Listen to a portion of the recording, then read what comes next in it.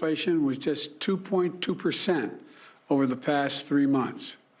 And now we have the lowest inflation of any major economy in the world. Strong jobs report, but you heard Charles Payne earlier and some other people weigh in. There is concern about interest rates. New York Times, higher rates stoke a growing chorus of deficit concerns. White House officials say it's too early to know whether rising bond yields should spur Mr. Biden to add new deficit reduction proposals to the $2.5 trillion in plans he included in this year's budget. The Treasury's own advisory committee forecast the size of government debt sales to rise another 23% in 2024. And then you have this from Penn Wharton. When does federal debt reach unsustainable levels? Under current policy, the United States has about 20 years for corrective action, after which no amount of future tax increases or spending cuts could avoid the government defaulting on its debt. This time frame is the best case scenario for the United States. Again, that's a business model from Penn Wharton. Let's bring in our panel. Bill McGurn, columnist for the Wall Street Journal, Leslie Marshall, Democratic strategist, and Vince Colonnese, WMAL Washington Talk Radio host. Bill, what do you make of where we are in the economy and those concerns about the timeline for the U.S. debt? Yeah, I think the concerns are still there. Look, when I worked in the White House, you know, we always greeted the jobs report with trepidation, and we try to minimize it if it's bad and accentuate it if it's good. But you can't tell, you know, the whole economy from a jobs report. I worry that the interest rates will still have to go a little higher to wring inflation out of the system, and who knows what happens then. I think we're putting off any negative effect for a couple of months, but that would be very bad for the president if it happened during the election.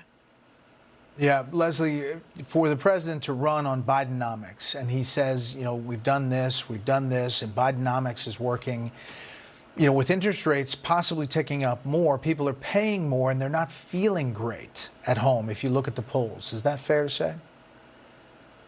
That's very fair to say, because, you know, perception is reality. The reality is Bidenomics is working, and don't foreshadow my winners and losers here, okay, Brett? But the reality is that the numbers show one story, but voters don't always know or believe or feel those numbers until they actually feel them. You know, even if they look at, you know, their bank check, it takes a few cycles. So it's always, historically, at least as long as I've been alive, it's always taken voters longer to catch up to the reality of whether things are good or bad in the economy. And I think that's what we're seeing right now. I would agree with Bill that this would be troublesome if we see rates go up, or God forbid we enter into a recession, as everybody keeps saying we're going to and haven't when the election comes up. But, you know, I think what goes up must come down, and I don't think the Feds are going to keep pushing up. Maybe there'll be one more increase, but my bet would be that would be it.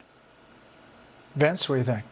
I think, honestly, that with all due respect to Leslie, I think the White House has been saying the same thing. I think that's a very patronizing take for the average American voter. If you look at economic reports, they're backwards looking. We're looking at September's numbers right now, and we're trying to tell the American public, hey, things are much better than you think they are.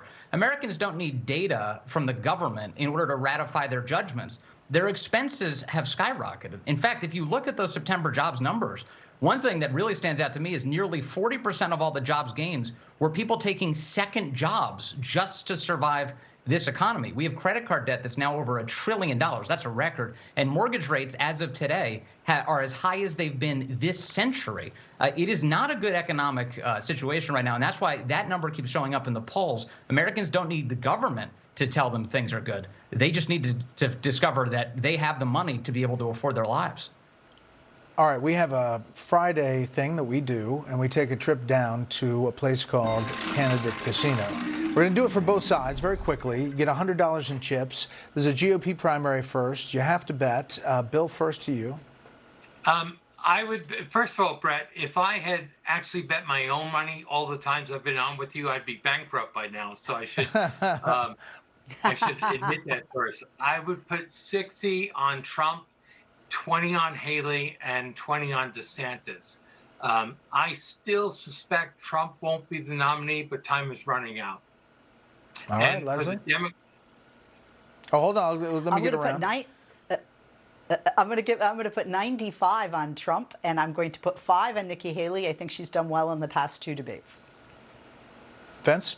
And this is where I'll kind of agree with Leslie. I put 90 on Trump tonight, and I put 10 on outside forces. There is just is so much time between now and Election Day, and there's a very concerted effort on the anti-Trump left to even remove him from the ballot. So any number of things can happen. There are people very animated about this. Speaking of a number of things that can happen, we do the Democratic side now, too. Bill, you were going to say?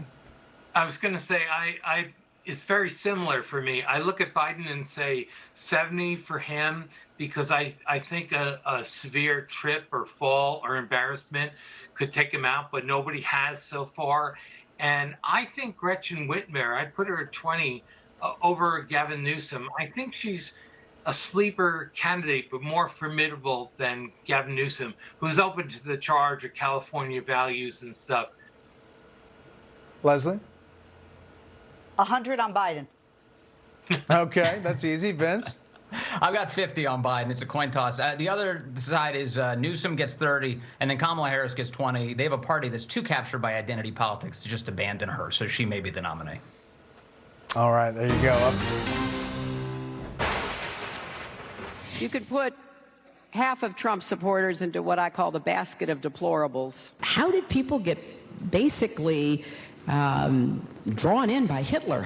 You saw the rally in Ohio the other night. You have these rows of young men with their arms raised.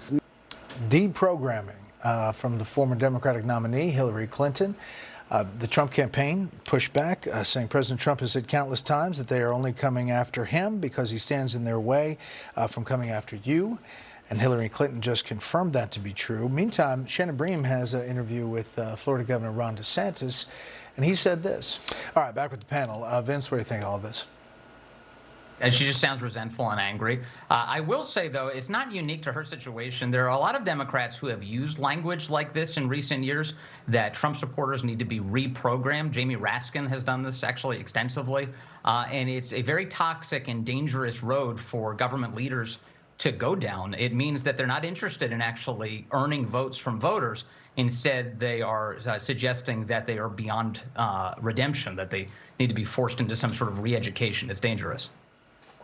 You know, Leslie, President Biden and President Obama have used the term and phrase break the fever, but the reprogramming thing really kind of hits a nerve with a lot of people. Well, certainly. I don't think, and I never thought when you said basket of deplorables, that was a good idea. No, I don't think you should, insult your base. But for people to think it just happens from people like Hillary on the left, go read my Twitter page. It happens on both sides. And that's deplorable. I mean, honestly, that we, that we would attack each other. One of the things that makes this nation great, the greatest, is that we have the freedom to be so outspoken about our differences, but be able to still live together with those differences. That is very true. We could use a little of that. Bill, let's go to winners and losers because it is Friday. Winner first and then loser. Okay, now remember, Brett, I'm the father of 3 daughters. So my winner for this week is Taylor Swift and the NFL and the Chiefs. Never thought she'd be a branding opportunity for the NFL. My loser of the week is the Gang of 8 Republicans who gave Democrats the weapon they needed to decapitate their leader. I will say that the Taylor Swift thing, it's on the edge. Could be going too far. All right, winner and loser, Vince. Okay, I'm going to take the opposite approach from Bill on this. I think Matt Gaetz is the winner of the week. He formed, I think, an eloquent case for unseating the Speaker of the House, and he actually achieved it. And the end result, I think, is going to be a more conservative Speaker and a leadership class that's more nervous about betraying promises that they make to the American people. I think that's a big deal. And the loser? This week is Alejandro Mayorkas for me. Alejandro Mayorkas has given schizophrenic answers on why he is now pursuing the building of 20 miles of wall, and he's overseeing just such a dramatic immigration crisis. All right, Leslie, wrap it up. Winner then loser. I was going to say Bidenomics, but let's go Bill McGurn for knowing who Taylor Swift is as a dad of teenage girls. My loser is Kevin McCarthy. I guess we're all on the same page, winner or loser with the GOP. Somebody who made so many promises, including a rule change that ended up biting him in the bud. Big lose there. All right, panel, thanks so much. Make it a great weekend. I appreciate it.